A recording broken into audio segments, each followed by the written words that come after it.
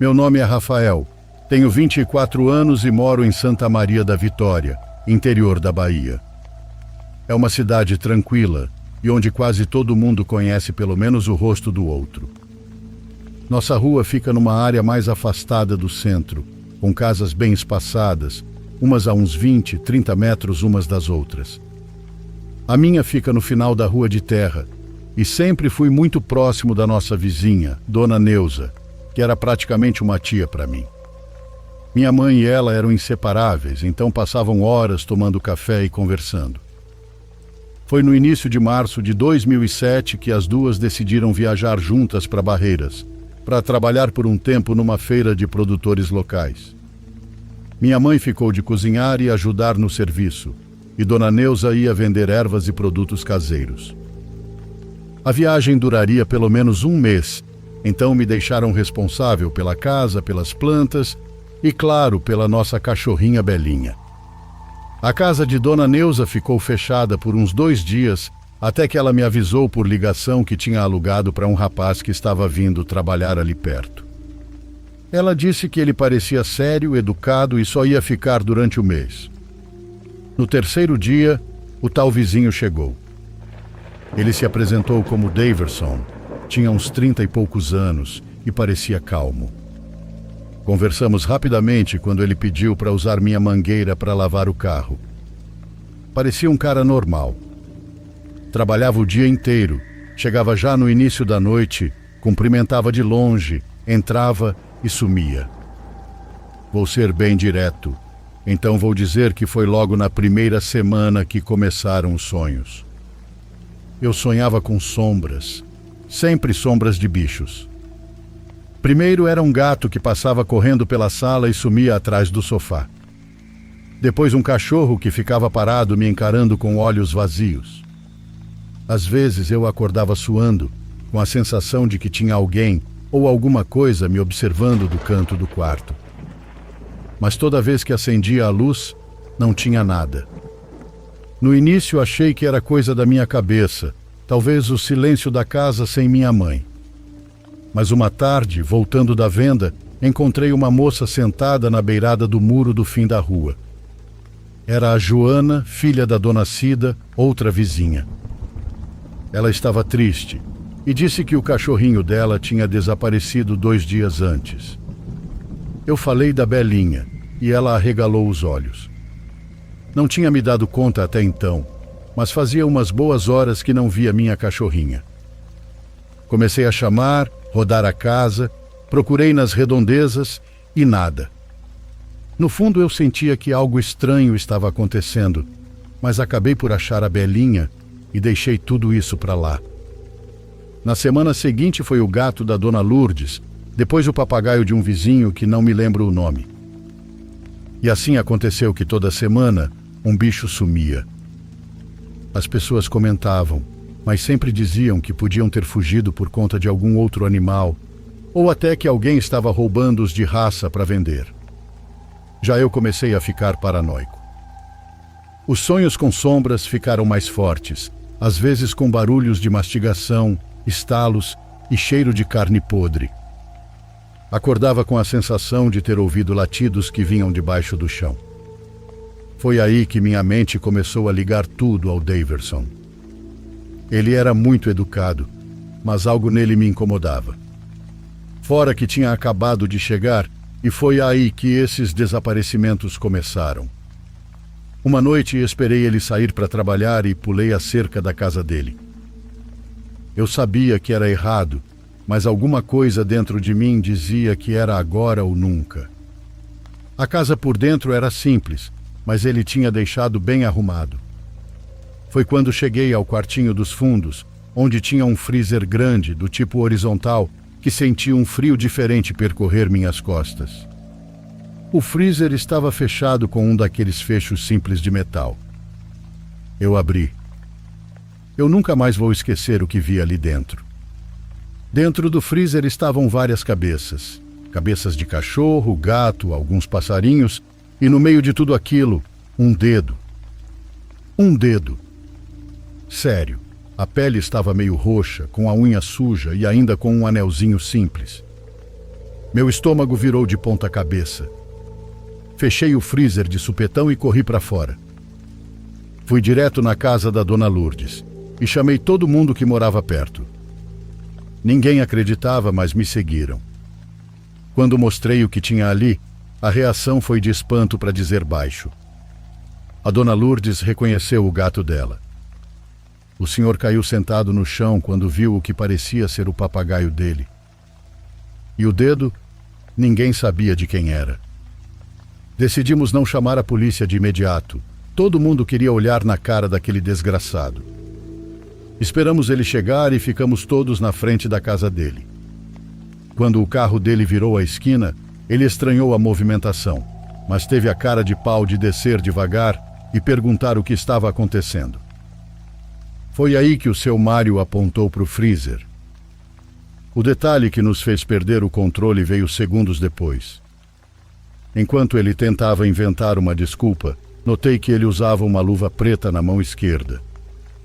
A direita estava descoberta e nela faltava um dedo. O dedo médio. Foi aí que ninguém aguentou mais. O seu Mário foi o primeiro a dar um soco, depois veio o resto. Eu não bati, fiquei parado vendo aquela cena meio em choque. Gritavam, empurravam, xingavam. Quando pararam, ele estava caído no chão, todo ensanguentado, com o rosto inchado e os olhos quase fechados. Ainda assim, ele se levantou, entrou no carro e fugiu sem olhar para trás. Ele deixou tudo na casa, roupa, documentos e o freezer. Chamamos a polícia, levaram tudo o que restou, mas até hoje ele nunca mais foi visto. Sumiu no mundo. Alguns dizem que ele era de outro estado, que já tinha passagem, que talvez estivesse envolvido com rituais. Mas ninguém sabe de verdade. Desde então nunca mais tive aqueles sonhos, e foi a única experiência de outro mundo que me ocorreu. Não sei muito bem o que me aconteceu, porque dizem que animais não têm alma. Sei lá, é meio irreal para mim, mas tenho noção da grandeza dessa experiência. Hoje ainda guardo na cabeça a imagem daquele freezer, das cabeças empilhadas e principalmente do dedo daquele homem. É a coisa mais bizarra que já me aconteceu.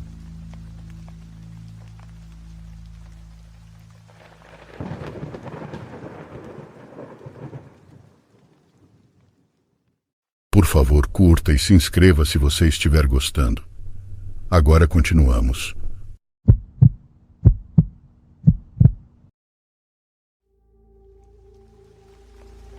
Bom, hoje finalmente chegou a vez de contar a minha história. Acho que é algo comum termos uma história que queremos compartilhar, mas é ruim quando são histórias que nos marcaram, quando conhecemos de frente o mundo do sobrenatural. Minha história começa na pequena cidade onde nasci. Alguns que vêm de fora ainda chamam de povoado, mas já é uma cidade, embora conserve o charme de um lugar pequeno. Me refiro àquele forte senso de comunidade, onde todos fazemos parte de algo. Vivi lá de forma intermitente minha vida toda, desde que tive idade para me movimentar e trabalhar pelo país. Eu estava longe quando recebi uma notícia terrível. Minha cunhada e minha sobrinha haviam morrido em um trágico acidente.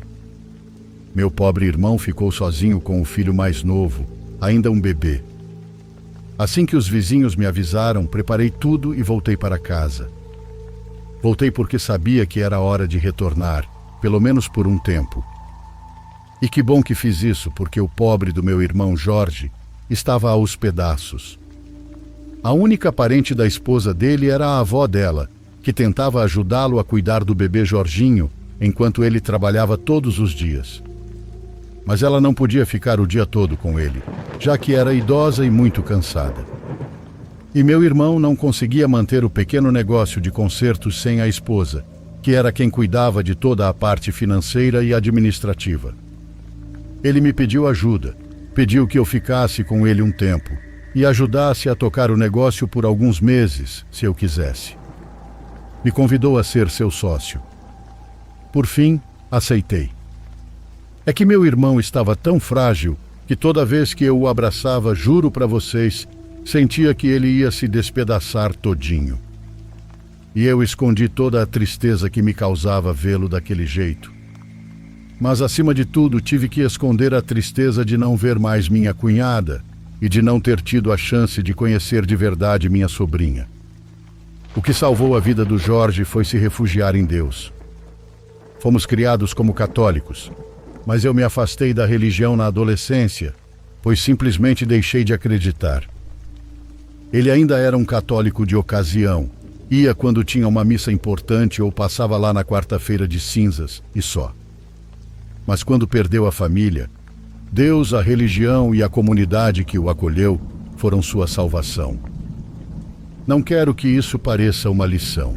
De verdade, não estou dizendo que você deve buscar isso no seu momento mais difícil, quando achar que não tem saída. Só estou compartilhando a experiência do meu irmão, as decisões que ele tomou, talvez bem diferentes das que eu tomaria.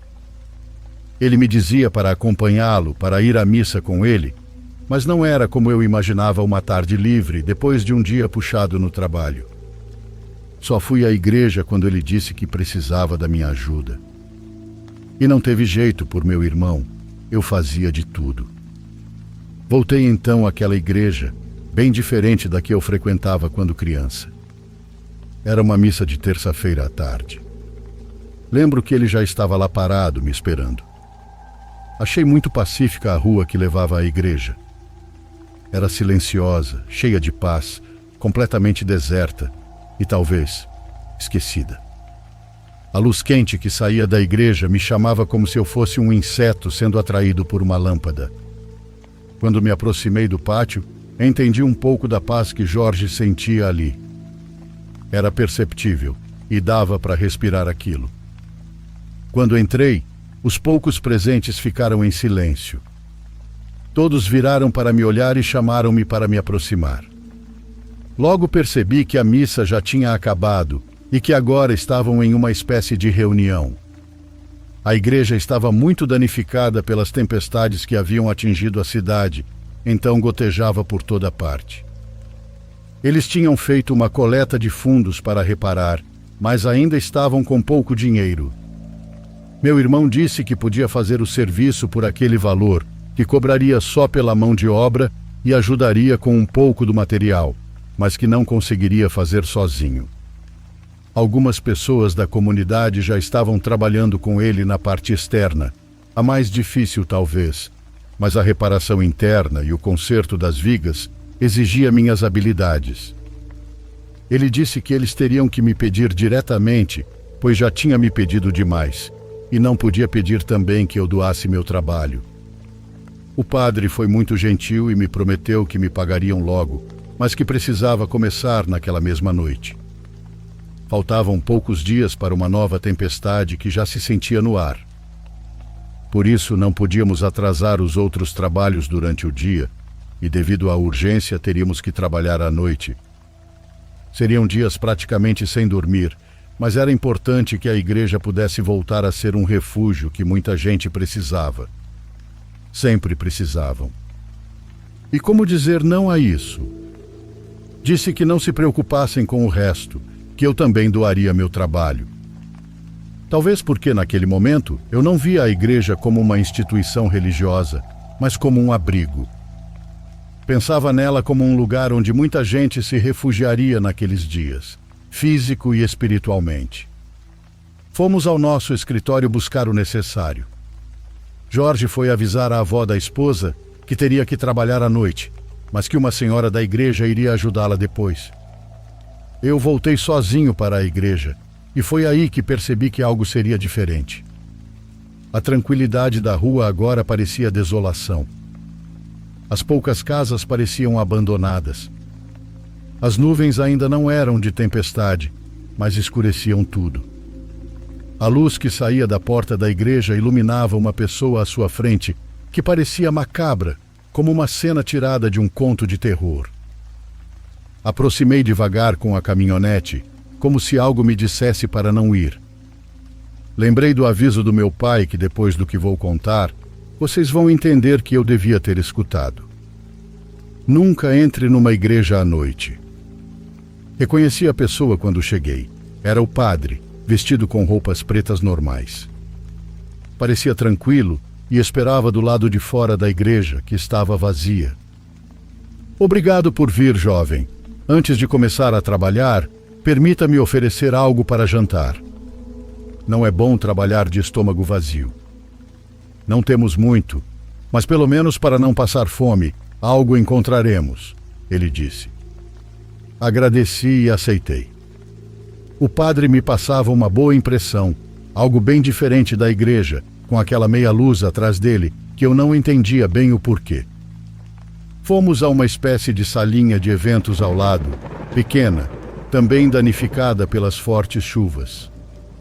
Ele viu que eu olhava para o teto e me disse que aquela parte ficaria para depois, que o urgente era a igreja. Ele me serviu o jantar e disse algo que naquele momento já me pareceu estranho. Filho, estarei por perto para qualquer coisa.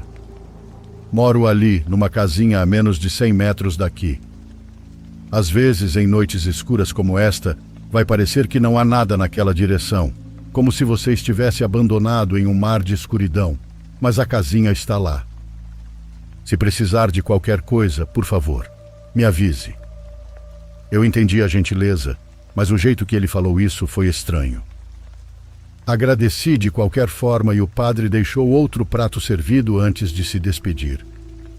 Percebi que ele estava ganhando tempo, esperando meu irmão chegar para não me deixar sozinho. Mas eu disse que não precisava se preocupar, que podia começar sozinho. Sim, verdade, está bem, filho. De qualquer forma, fico um pouquinho aqui arrumando as coisas, ele respondeu. Ele começou a organizar algumas coisas na salinha e eu fui até a igreja começar o trabalho. Não queria pressionar meu irmão, porque se ainda não tinha chegado, devia ser por causa do bebê. Ele chegou um tempo depois, mas sem o equipamento. Tinha presumido que eu levaria o dele, então voltou até nosso escritório, que não ficava longe dali. De qualquer forma, eu já tinha visto o Jorge em dias muito ruins, em que a tristeza pesava mais que o cansaço. E parte da minha função, ou pelo menos eu encarei assim, era trabalhar o dobro dele quando fosse necessário. Mas era estranho, porque naquele dia ele estava animado para ajudar a igreja e, de repente, desanimou. Assim que entrou e me viu, eu estava sozinho na escada da entrada da igreja e percebi de canto de olho o padre passando pelo altar. Ouvi ele abrir uma porta no lado esquerdo, que dava a uma espécie de escritório pequeno, onde aparentemente guardavam coisas das cerimônias. Continuei trabalhando. Depois de um tempo, vi outra pessoa passar. Não consegui virar a tempo, mas me pareceu uma senhora de chale, toda coberta, com as mãos no peito, também entrando no escritório. Ouvi eles conversando. Achei estranho estarem ali tão tarde, mas depois pensei que talvez quisessem estar presentes enquanto a gente trabalhava. Então só continuei meu trabalho. Não teria como terminar a tempo se eu não aproveitasse cada minuto. Assim passaram-se horas, até que deu meia-noite e ouvi meu irmão chegando. Desci rápido da escada para ajudá-lo, mas antes decidi ir avisar o padre que Jorge tinha chegado e que ele podia ir descansar. A porta estava entreaberta, mas eu não tive coragem de entrar, então falei apenas do lado de fora. Padre, desculpe, posso entrar? Eles continuavam conversando e parecia que não tinham me escutado. Me aproximei mais, ficando bem na beirada da porta, quase empurrando. Padre! Eles se calaram assim que toquei.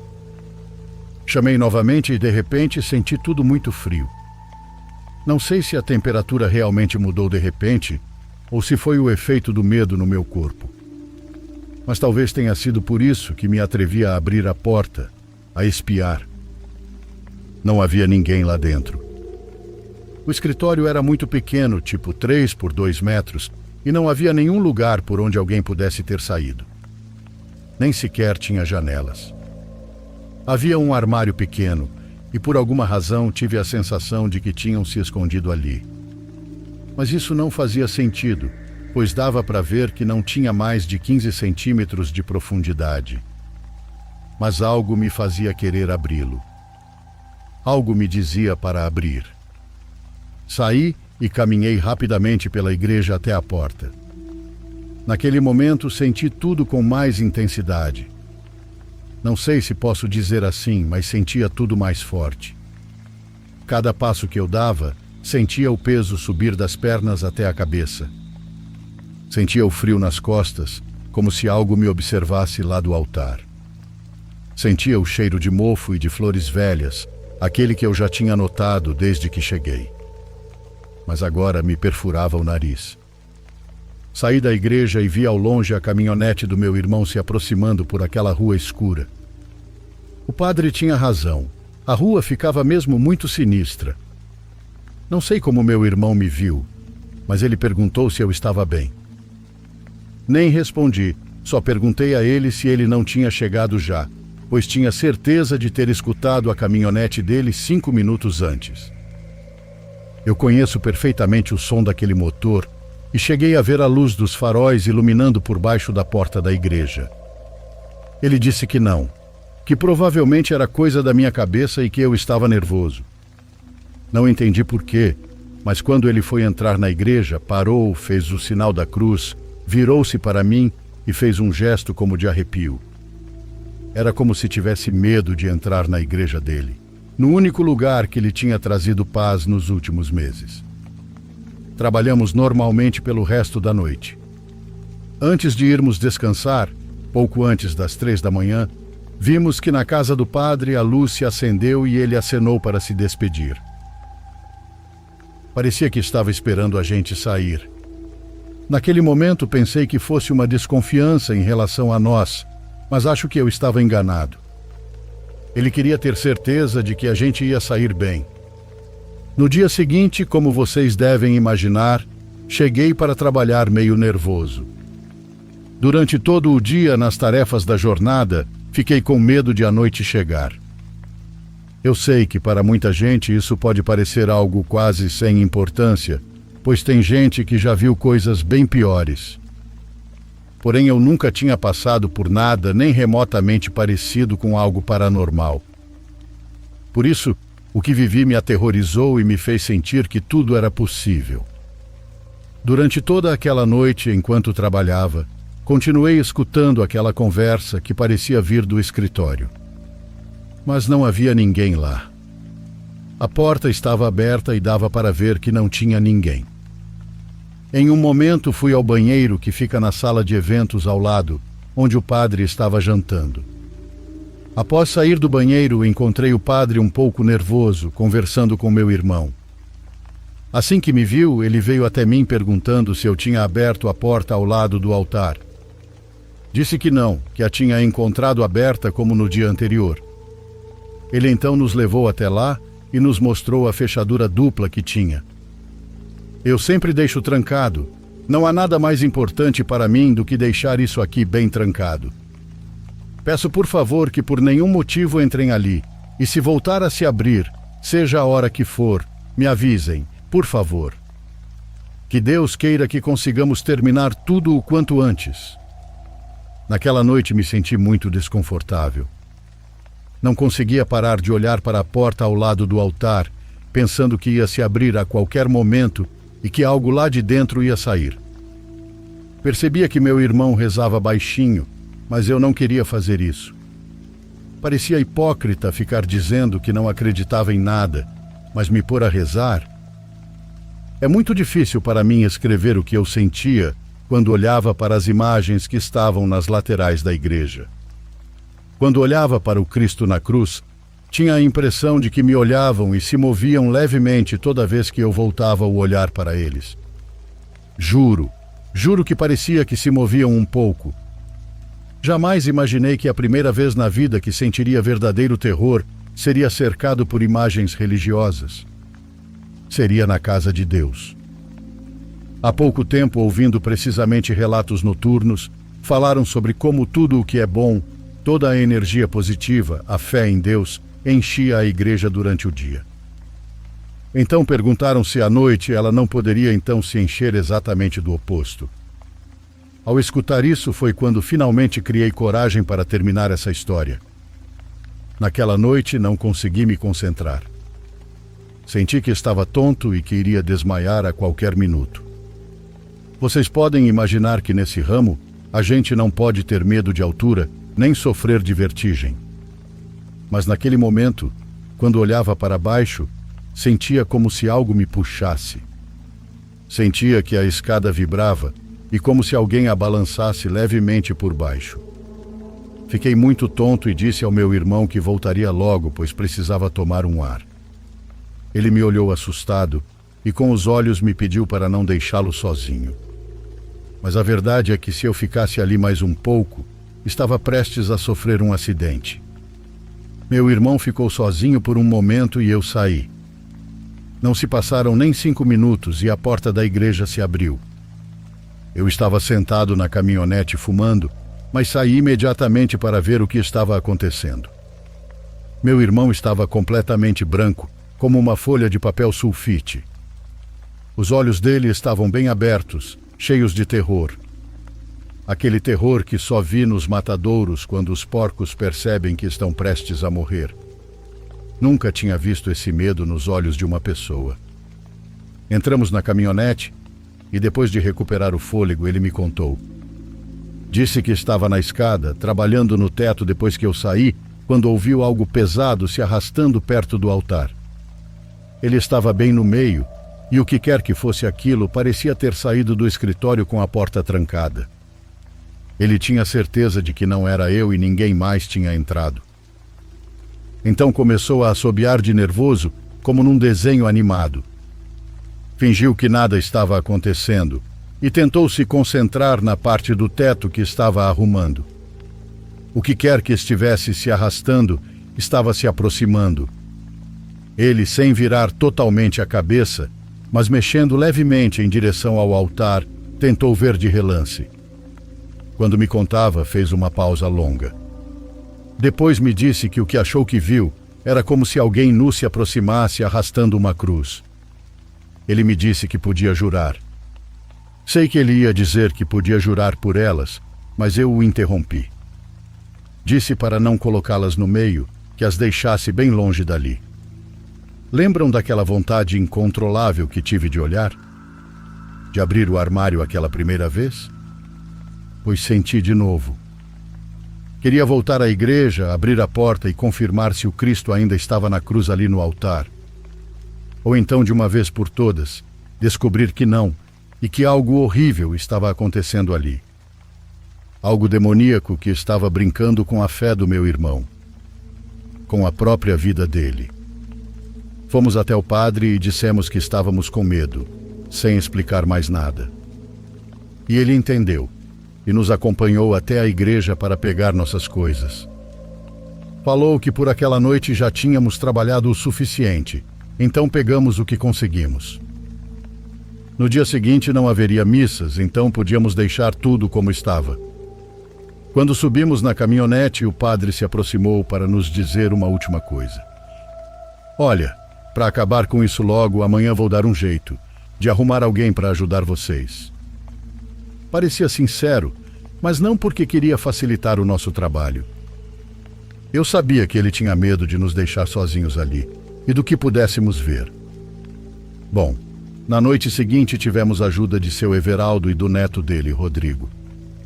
Seu Everaldo era ateu, mas casado com uma daquelas senhoras muito católicas. Rodrigo era um adolescente, mas muito trabalhador. Ele aprendeu rápido e trabalhava tão bem que, de brincadeira, meu irmão disse que a gente tinha que convencer ele a ir ralar com a gente direto. Trabalhamos de forma mais tranquila, sem vivenciar nada tão terrível como nas noites anteriores, ou foi o que pensei. De novo, aquele lugar não parava de me surpreender. Chegamos ao fim da obra justo na noite da tempestade, que tinha se adiantado um dia. Parecia coincidência, quando estávamos guardando as coisas, nos assustou o estrondo de um raio que caiu bem perto dali. Estávamos felizes, pois tínhamos conseguido. Guardamos as coisas às pressas, de forma provisória, na sala de eventos ao lado. Seu Everaldo disse que já que ainda era 1 da manhã e a gente já tinha trabalhado até mais tarde em outros dias, Então dava pra gente tomar um uísque na casa dele, que ficava bem perto dali. Não sei porquê, mas algo no olhar dele me disse que ele precisava de companhia, e aceitei na hora. Meu irmão também aceitou para não me deixar sozinho. Quando chegamos, nos surpreendemos com o tamanho da casa. Seu Everaldo parecia humilde, e pelo jeito que trabalhou, parecia ter sido operário a vida inteira. Mas a casa tinha um quintal enorme, com uma varanda de madeira linda, onde nos sentamos em umas poltroninhas, enquanto o neto dele entrou para pegar o uísque que o avô pediu. Vou contar uma coisa. Putz, nem sei por onde começar, mas se eu já não ia à igreja antes, agora não tem poder humano que me faça voltar, ele disse. Meu irmão e eu nos aproximamos, imaginando que tipo de experiência ele ia relatar. Ontem, quando cheguei, pouco antes de vocês, a igreja estava vazia. O padre estava lá na sala preparando o jantar, e eu entrei na igreja sem avisar. Estava andando pelo altar quando juro que vi uma mulher, toda coberta, como se estivesse enfaixada bem apertada, com as mãos no peito, correndo de um lado para o outro e entrando no confessionário. Gritei que o padre não estava lá, mas só vi a porta se fechando. Fui até lá, preocupado. Não é que ela parecesse doente, mas andava estranho. Fui me aproximando devagar. Disse que ela não podia estar ali, mas ela não respondia. Perguntei se estava bem, se precisava de alguma coisa, e quando abri a porta não tinha ninguém. Juro por Deus que não tinha ninguém. Nem sei descrever o medo que senti. Revirei o chão, as paredes, o teto, tudo era de madeira bem sólida, e mesmo assim entrei também. E até agora não entendo porquê, mas algo me fez entrar e fechar a porta. Pai nosso que estais no céu, santificado seja o vosso nome. Ouvi como se alguém estivesse rezando do outro lado da parede, onde as pessoas se confessam. Não dava para ver bem, já que estava escuro, mas aproximei meu olho da grade para ver quem estava ali. Bem devagarzinho fui me aproximando. Pai nosso que estais no céu, santificado seja o vosso nome. O que estamos vendo? Uma voz horrível falou no meu ouvido, bem atrás de mim. Perguntou o que estávamos vendo. E olha, vocês conhecem o espaço ali, sabem que não cabe mais ninguém. Saí correndo como alma que o diabo carrega. Na entrada encontrei meu neto e ele me ajudou a respirar. Mas juro por Deus que eu não volto mais. O neto Rodrigo chegou bem na hora de ouvir o final da história. Foi aí que fiquei sabendo que ele tinha sido coroinha e que até o ano anterior tinha planejado ser padre. Ele, sendo quase uma criança, foi quem nos deu a única coisa que podemos considerar uma explicação para tudo o que vivemos. É por causa de tudo que o padre carrega. Talvez vocês não saibam, mas ele faz muitos exorcismos. Ele ajuda muita gente a se livrar de coisas ruins que se agarram nelas ou entram nas casas. Eu mesmo fui com ele 2 vezes e não aguentei, e olha que eu sempre ficava do lado de fora. Nunca quis arriscar, então ele nunca deixava eu entrar de jeito nenhum. Mas segundo uma das senhoras que sempre acompanha ele, uma que reza bem alto, quando ele tira essas coisas, elas têm que ir para algum lugar. Ela diz que o padre leva com ele e que prende todas dentro da igreja, para que não machuquem mais ninguém. Por isso, talvez na porta ao lado do altar, lá no fundo, tem um armário com 2 cadeados. Um que nunca é aberto. Nem a gente que ajuda ele pode abrir porque vai saber o que tem lá. Eu acreditei em tudo que Rodrigo disse, mas é claro que não tive coragem de perguntar mais nada. E veja só, continuei indo à igreja depois disso. Comecei a acreditar, mas preferi ir a outra, mesmo sendo mais longe. Me pergunto quantos padres que fazem isso, que têm esse dom, decidem carregar consigo toda essa maldade. Tem que ser muito forte para aguentar tudo isso, não é mesmo?